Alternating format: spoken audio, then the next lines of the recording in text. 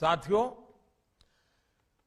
15 साल से 18 साल की आयु के बीच के जो बच्चे हैं, अब उनके लिए देश में वैक्सीनेशन प्रारंभ होगा।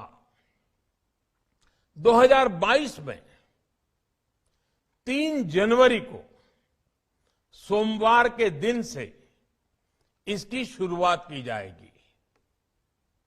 ये फैसला कोरोना के खिलाफ देश की लड़ाई को तो मजबूत करेगा ही, स्कूल कॉलेजों में जा रहे हमारे बच्चों की और उनके माता पिता की चिंता भी कम करेगा।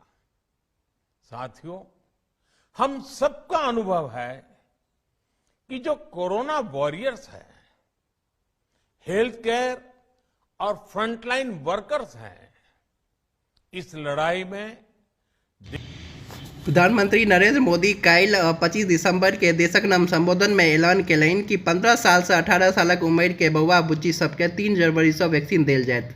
संगे जे वयस्क लोग छथि हुनकर बूस्टर डोज सेहो देल जायत और साथ में फ्रंटलाइन वर्कर जे छथि, कोरोना वॉरियर्स जे छथि, हुनको बूस्टर डोज देल जायत।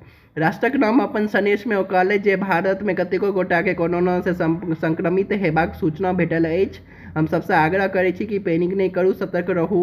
कोरोना से लड़ाई के एखन तक के अनुभव यह बता रहा है कि व्यक्तिगत स्तर पर दिशा निर्देश पालन करब सबसे पैघ हथियार है। कनी देर में हाथ धोइत रहू और मास्क लगाबैत रहू।